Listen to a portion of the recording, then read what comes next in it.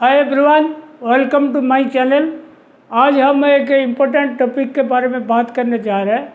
और ये टॉपिक चालू करने से पहले मेरा आप लोग को एक रिक्वेस्ट है, आप लोग मेरा चैनल का प्लीज़ सब्सक्राइब कीजिए, लाइक कीजिए, फॉरवर्ड कीजिए और ज़्यादा से ज़्यादा लोग मेंबरशिप लेने की कोशिश कीजिए। आपका जो भी दोस्त लोग हैं इनको बताइए कि ये साउथ टेक्सटाइल एकेडमी में आप लोग मेंबरशिप लेंगे तो आप लोग को सीखने का बहुत अच्छा मौका मिलेगा। तो वो लोग भी इसमें इन्वॉल्व रहेंगे चैनल के साथ और सीखते रहेंगे। तो आज का टॉपिक देखिए क्या होता है। जो टेंसर जेट रहता है, टेंसर जेट जो होता है, जो अपना यान सिंगल यान का टेस्टिंग होता है, आरकेएम रिपोर्ट आता है और उसमें कितना एलंगेशन है, मतलब धागा खींचने से कितना % लंबा होता है फिर टूट जाता है, बार बार कोई टूटता है क्या। तो सिंगल यान का मतलब जो टेस्ट रिपोर्ट आता है टेंसर जेट में आता है। जैसे अपना हाफली स्ट्रेंथ लेते, जो अपना CSP वगैरह निकालते तो 120 यार्ड का कंबाइंड निकालते, मतलब 80 राउंड का यान रहता है, 1.5 यार्ड का कंबाइंड इफेक्ट आता है CSP जब आता है। लेकिन आरकेएम आता है हर बॉबिन का, सिंगल बॉबिन का स्ट्रेंथ आता है, उसमें जो कमी आता है वो आराम से विजिबल होता है और उसके लिए अपन स्टेप ले सकते हैं। अगर टेंसर जेट रिपोर्ट में जो जो कमियां हैं, जो जो रिपोर्ट आता है, वो रिपोर्ट का इफेक्ट क्लासिफाइड फॉल्ट में किस टाइप का आएगा, उसको देखने के लिए ये एक बहुत बढ़िया टॉपिक बनाया हुआ। आप लोग इसको अगर समझ जाओगे तो आपका बढ़िया रहेगा, मतलब जानकारी आपको अच्छा हो जाएगा। देखो, ब्रेकिंग फोर्स लो, ब्रेकिंग फोर्स जो होता है, जैसे धागा अपन टेंसर जेट में अपन लगा है, मतलब बॉबिन लगा या कोल लगा है, सिंगल बॉबिन, इसको क्लम्पिंग किए, फिर इसको खींचा गया, खींचने के बाद कितना टाइम में टूटा, तो उसका ब्रेकिंग फोर्स कितना लगा उसमें। समझ लो कम ब्रेकिंग फोर्स में टूट गया तो क्वालिटी ख़राब है। तो ब्रेकिंग फोर्स अगर लो रहता है तो उसमें क्या क्या होता है, देखो, सेल्डमली अकरिंग फॉल्ट्स, कभी कभी यान में बार बार फॉल्ट आता है, तब ऐसे होता है। लॉन्ग टर्म मास वेरिएशन, मतलब आपकी मोटा माल बीच बीच में आता है। CBM हाई, मतलब coefficient of variation in metre, तो वो हाई आता है। Long thin places like H1, H2, I1, I2, long thin places, वो कौन सा 30% से 75% यान डाया का जो होता है, -30 से -75% यान डाया का जो पतला रहता है, बिल्कुल बारीक धागा जो रहता है उसका। Fewer fibres fewer fibres on यान क्रॉस सेक्शन, मतलब -30% -70% अगर कोई धागा का डायमीटर आता है, मतलब 100 की जगह 75% फाइबर नहीं है, 30% फाइबर नहीं है, तो लॉन्ग थिन प्लेसेस आएगा और उसमें धागा में बहुत कम फाइबर रहेगा, तो वो वीक यान कहलाएगा, या लॉन्ग थिन में वो चलेगा नहीं, टूट जाएगा। आजा CDEG, while thick these places of yarn contains little twist।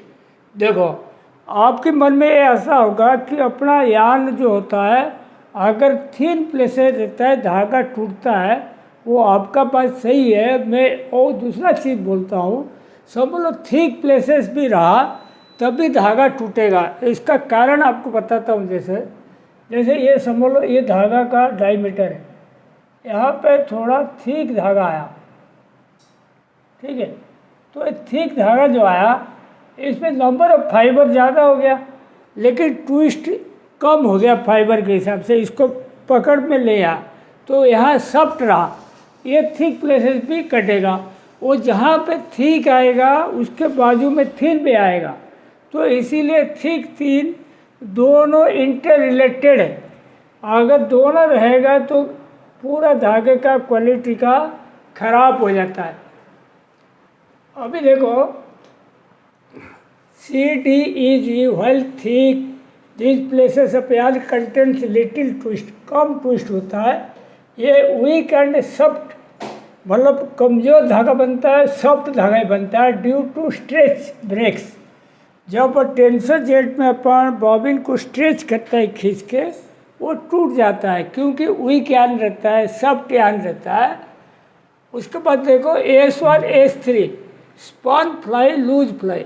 AS1 AS3 जो होता है, जैसे एटमॉस्फेयर फ्लाई है, लूज फ्लाई है, और वो कभी कभी फ्लाई मतलब रिम फ्रेम की धागे के ऊपर उड़ के लग जाता है, वो ट्विस्ट हो जाता है, वो ऑटोकोर में कटेगा नहीं। तो उस टाइप का फॉल्ट जो होता है वो भी आपकी ब्रेकिंग फोर्स कम कर देगा।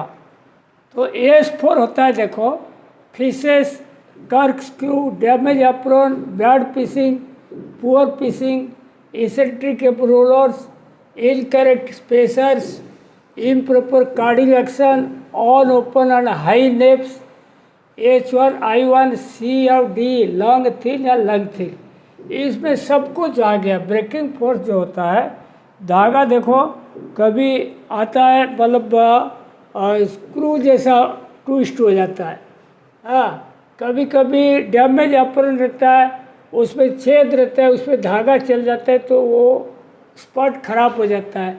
बैड पीसिंग मतलब धागा थोड़ा सा पकड़ के ऐसे पीसिंग करना चाहिए, लंबा धागा पकड़ के पीसिंग मार दिया, वो जैसे डबल यान जैसा हो गया। और वो पुअर पीसिंग, कभी कभी रोलर पीसिंग भी कर देते, वो भी खराब है। इसेंट्रिक रोलर अगर बेंड है तो उसमें मास वेरिएशन आएगा जो पीक बोलते। इनकरेक्ट स्पेसर अगर इनकरेक्ट रहेगा तो ड्राफ्टिंग जोन में प्रॉपर ड्राफ्टिंग नहीं होगा, फाइबर कभी कभी ज़्यादा आ जाएगा, कभी कम आ जाएगा। कुल मिला के ये सब क्या होता है, इम्प्रॉपर कार्डिंग अगर बराबर नहीं हुआ, आपकी शर्ट फाइबर रिमूव नहीं होगा, नेप से रिमूव नहीं होगा। ऑन ओपन हाई नेप्स अगर इम्प्रॉपर कार्डिंग रहेगा, नेप से खुलेगा नहीं, वो ज़्यादा भी रहेगा।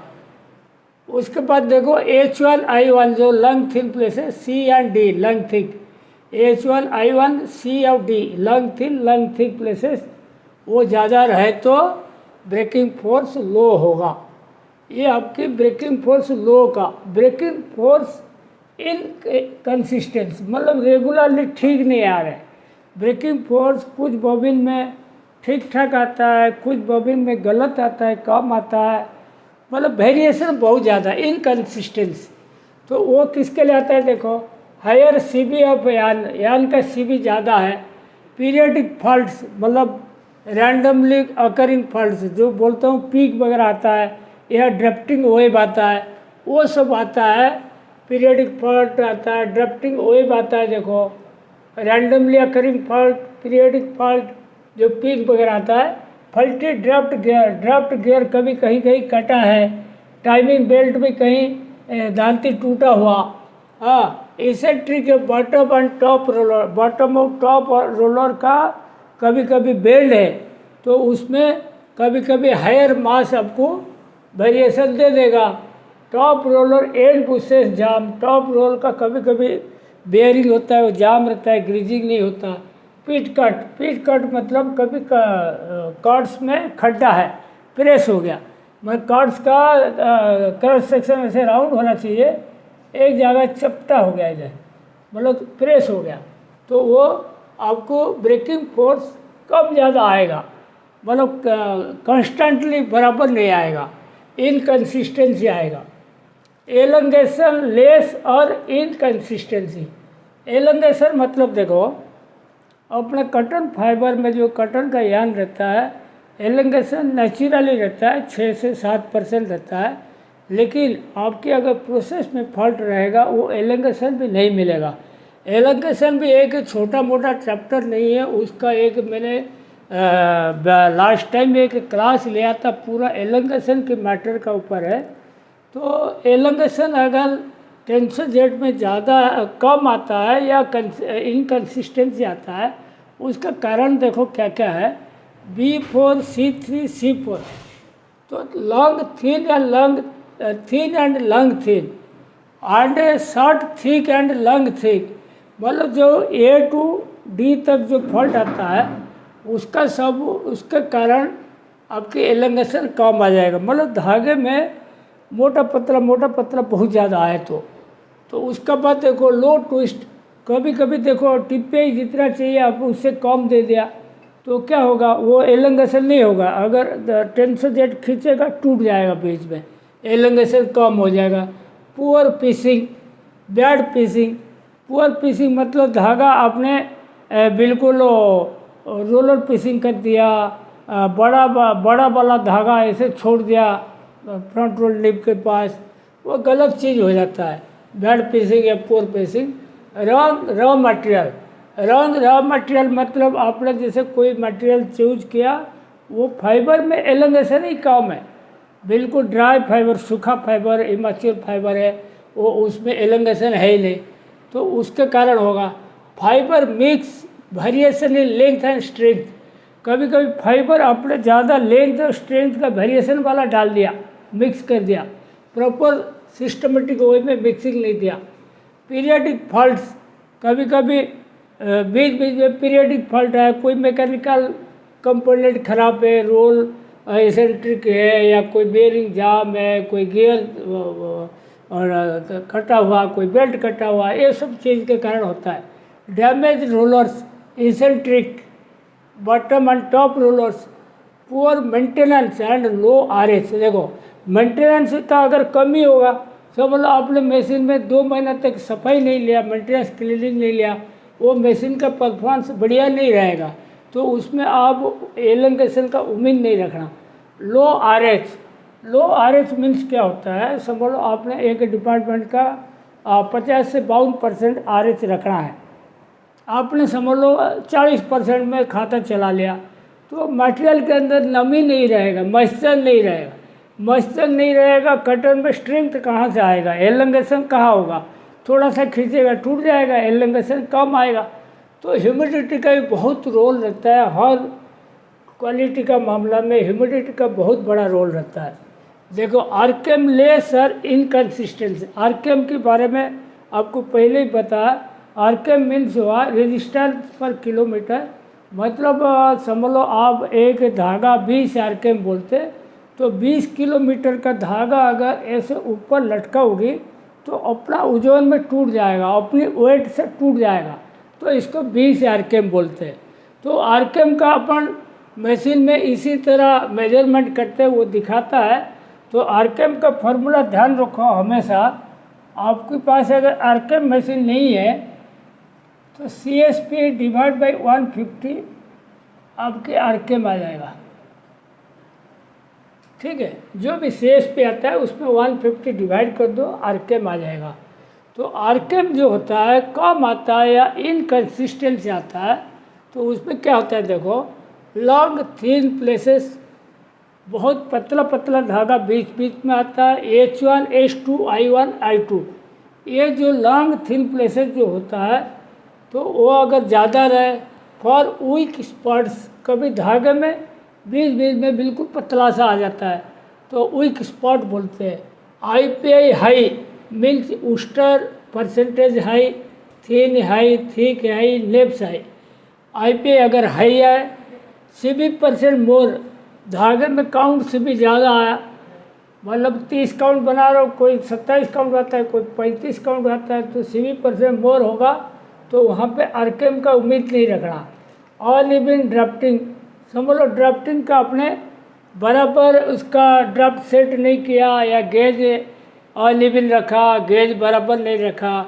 फल्टी अप्रोन, समझ लो अप्रोन आपने लगा, स्किप्ड अप्रोन लगा, इतना बड़ा गांठ है उसमें अप्रोन में, तो वो मटेरियल मूवमेंट स्मूथ नहीं होगा।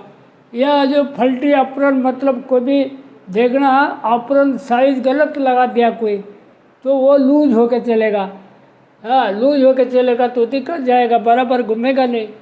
पुअर पीसिंग, पीसिंग अगर गड़बड़ किया, लो टीपीआई अगर कम रहा माल में, इम्प्रॉपर बॉटम रोल गेज, समझ लो बॉटम रोल गेज बिल्कुल टाइट रखा, माल बिल्कुल मतलब कट कट के आएगा, स्लब टाइप का आएगा, या वाइड रख दिया फ्लोटिंग फाइबर आएगा, शॉर्ट फाइबर आएगा, इम्प्रॉपर गेज बोलते हैं।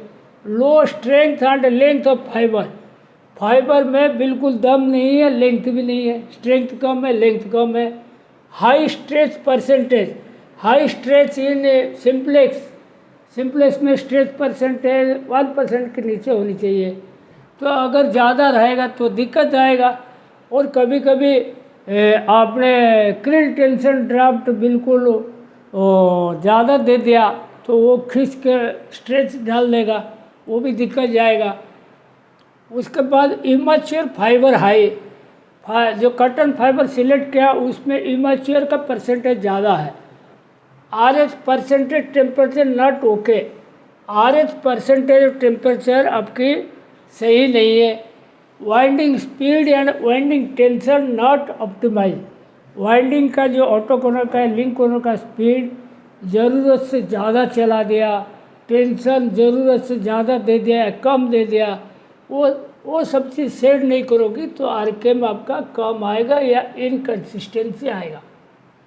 तो उसका देखो एक्शन प्लान मैंने शॉर्टकट में बोल देता हूँ। TM थोड़ा सा बढ़ा दीजिए, स्पिंडल स्पीड थोड़ा घटा दीजिए, operant pressure must okay, operant pressure जो होता है वो बराबर रहना चाहिए। Correct the spacer size, spacer size बराबर लगाना, स्पेसर साइज बराबर रखोगे तो ऑपरेंट प्रेशर जो मिडिल रोल का प्रेशर बराबर रहेगा। RH percentage temperature set as per material, RH percentage आपको जो स्टैंडर्ड है उस हिसाब से सेट करना। ये देखो बी वर्क जो होता है ये जनरली टेस्टिंग लेबोरेटरी का फॉल्ट है, उसमें कोई मटेरियल का फॉल्ट नहीं रहता है। उसमें देखो कभी कभी ड्राफ्टिंग फॉल्टी होता है, वो बी वर्क अलग आता है, ट्विस्ट प्रॉब्लम होता है आता है। लेकिन उसके अलावा देखो क्लम्पिंग नॉट ओके, जो सिंगल लाइन क्लम्पिंग करता है एक साइड दूसरी साइड से खींचता है, क्लम्प अगर बराबर नहीं रहेगा दिक्कत आएगा। डार्टी क्लम्प, ये सब लेबोरेटरी प्रॉब्लम है। डार्टी क्लम्प मतलब क्लम्प के अंदर डस्ट है, फ्लाई है, वो बराबर पकड़ा नहीं तो खींचेगा कैसे। और स्ट्रेच लो, बॉबिन जैसे लगा 40 बॉबिन लगा है और खींच के एक एक बॉबिन लेके वो RPM देगा, तो उसमें स्ट्रेच अगर लूज रखेगा सैगिंग करके बराबर स्ट्रेचिंग नहीं होगा। Bobbin to bobbin variation, bobbin to bobbin अगर ज़्यादा वेरिएशन होगा ब्रेकिंग वर्क कम ज़्यादा आएगा। लेबोरेटरी टेम्परेचर बराबर रखना 20 degree centigrade 65% RH। Incorrect specimen load, specimen load मतलब उसमें एक वेट रहता है जो लोड डालता है, धागा को खींचता है, वो अगर इनकरेक्ट करोगे तो बराबर वो आपको रिजल्ट नहीं दिखाएगा। उसके बाद देखो E&G फॉल्ट्स थिन प्लेसेस, ये जो टेंशन जेट में E&G जो दिखाता है थिन प्लेसेस बोलते हैं, उसमें क्यों आता है देखो, जैसे मटेरियल के अंदर फ्लाई रहा, वेजिटेबल मैटर रहा, वेजिटेबल मैटर मतलब कोई सीड का टुकड़ा रहा, डैम्प रहा, कोई लीफ रहा, वो वेजिटेबल मैटर में आता है। कंटामिनेशन, कंटामिनेशन से मतलब कोई सुतली का रहा, PP का रहा, कोई कलर पेपर रहा, कलर कपड़ा रहा, वो अगर धागे के अंदर ये सब चीज़ आएगा धागा को वीक कर देगा, वेरी वीक यान। इसके बाद देखो ये सब चीज़ रहेगा तो वेरी वीक यान भी आएगा।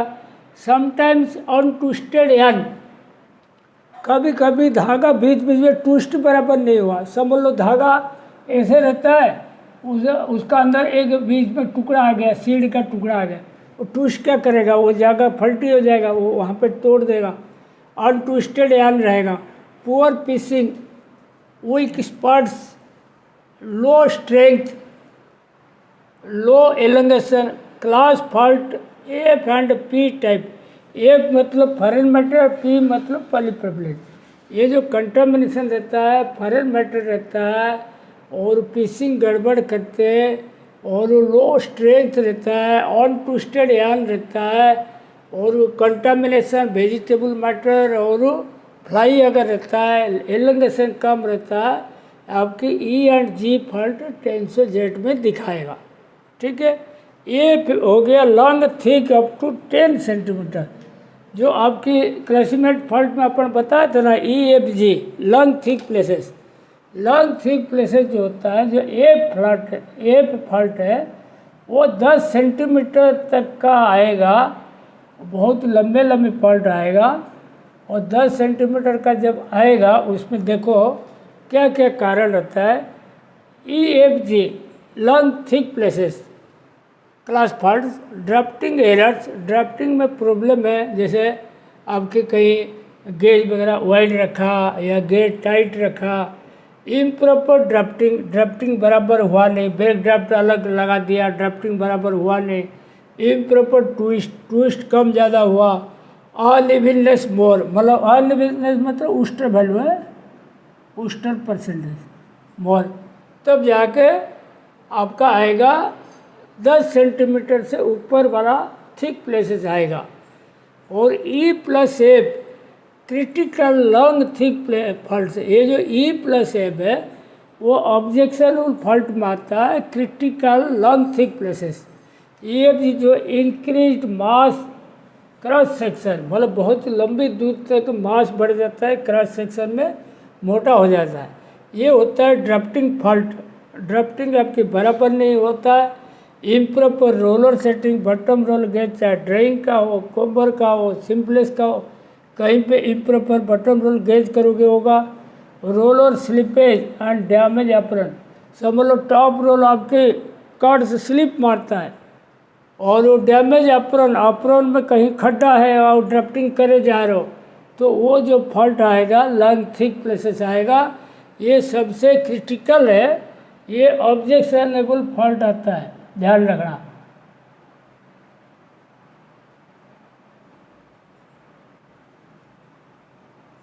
ऑब्जेक्शनेबल फॉल्ट आता है।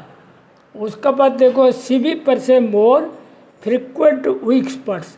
कोई धागे में जैसे CV% बहुत ज़्यादा आया, ठीक है, मतलब टेंशन जेट में CV% मोर दिखाए, मतलब क्या होता है, A1 B1 C1 D1, ये जो होता है नीचे का लेवल का जो होता है बिल्कुल कम थिकनेस का, और वो 1 सेंटीमीटर से 4 सेंटीमीटर तक ये जो होता है A to D रहता है। ये थिन प्लेसेस पर premature break due to weak, जैसे धागे में छोटा छोटा गांठ जैसा रहेगा, A1 B1 C1 D1 में छोटा छोटा गांठ रहेगा कम थिकनेस का, तो धागा वीक रहेगा। Long thin places D3 D4 E G I, ये सब लॉन्ग थिन प्लेसेस भी आएगा। और कंटिन्यूसली थिन धागा रहेगा। हाई नेब्स भी ज़्यादा रहेगा, थिक प्लेसेस ज़्यादा रहेगा, मतलब कुल मिला के A to D fault 1 centimetre से 4 सेंटीमीटर तक जितना रहेगा। Poor drafting, raw material variation, raw material बहुत ज़्यादा ऊपर नीचे डाला क्वालिटी में, ट्विस्ट अनइवन, ट्विस्ट आपने कम ज़्यादा डाला। हाई IPA ऑल्सो, IPA अगर ज़्यादा रहा तो, ये सब चीज़ बीमारी रहे तो CV% सबका ज़्यादा आएगा सारे वैल्यू का।